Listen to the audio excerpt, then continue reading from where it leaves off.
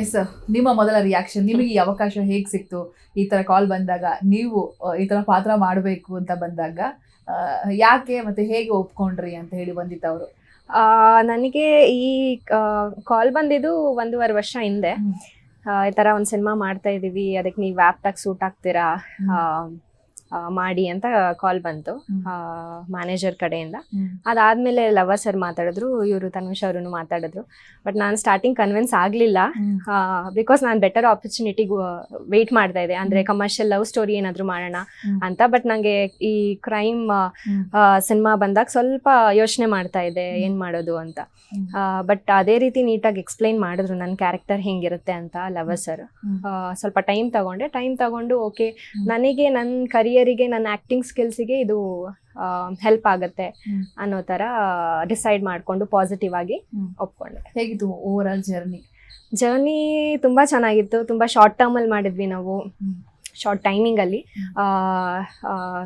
Team ಕೂಡ ಅಷ್ಟೇ ಚೆನ್ನಾಗಿತ್ತು, ತುಂಬ ಕೋಪರೇಟಿವ್ ಆಗಿದ್ರು. ಮತ್ತು ನನಗೆ ಎಲ್ಲೂ ಮುಜುಗರ ಅಂತ ಪಡ್ಕೊಳ್ಳೋ ಅವಕಾಶ ಕೊಡಲಿಲ್ಲ.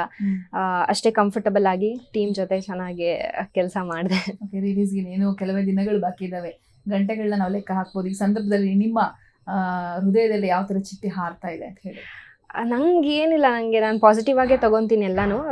ಖುಷಿ ಇದೆ. ಆ್ಯಂಡ್ ನಾನು ವೆಯ್ಟ್ ಮಾಡ್ತಾ ಇದ್ದೀನಿ, ಹೆಂಗೆ ಸಿನಿಮಾ ಬಂದಿದೆ, ಕಂಪ್ಲೀಟ್ ಸಿನಿಮಾ ನಾನು ನೋಡಿಲ್ಲ, ಅದಕ್ಕೆ ಕಾಯ್ತಾ ಇದ್ದೀನಿ.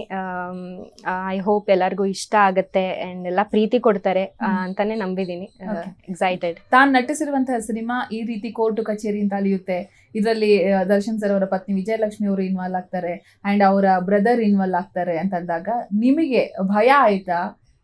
ಹೇಗೆ ಅನಿಸ್ತು ಆ ಕ್ಷಣಗಳೆಲ್ಲ, ಆ ಸಂದರ್ಭನ ಹೇಗೆ ನೀವು ಸ್ವೀಕರಿಸಿದ್ರಿ ಅಂತ ಹೇಳಿ? ಅಂದರೆ ಫಸ್ಟ್ ನಮ್ಗೆ ಯಾರಿಗೂ ಗೊತ್ತಿರಲ್ಲ ಅಲ್ವಾ, ಹೇಗೆ ಸಿನಿಮಾ ತಗೊಂಡೋಗುತ್ತೆ, ಯಾವ ಸಿಚುಯೇಷನಲ್ಲಿ ಇರ್ತೀವಿ ಅನ್ನೋದು ಗೊತ್ತಿರಲ್ಲ.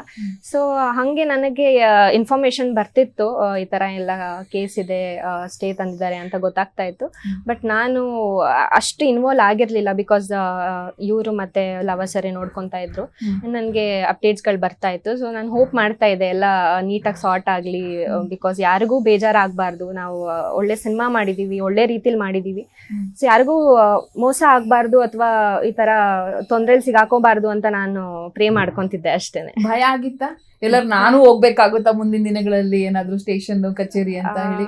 ಭಯ ಏನಾಗಿರ್ಲಿಲ್ಲ, ಬಿಕಾಸ್ ನಂಬಿಕೆ ಇತ್ತು ನನಗೆ ಟೀಮ್ ಮೇಲೆ, ಅವರು ಅಷ್ಟೇ ಭರವಸೆ ಕೊಟ್ಟಿದ್ರು. ಸೊ ಅದರಿಂದ ಅಷ್ಟು ಭಯ ಆಗಿಲ್ಲ. ನಾನು ಸ್ವಲ್ಪ ಬೋಲ್ಡ್ ಆಗಿ ತಗೋತೀನಿ, ಎಲ್ಲಾನು ಒಳ್ಳೆ ರೀತಿಯಲ್ಲಿ ತಗೊಳಕ್ ಟ್ರೈ ಮಾಡ್ತೀನಿ. ಸೊ ಹಂಗಾಗಿ ಸ್ವಲ್ಪ ಆರಾಮಾಗಿದ್ದೆ.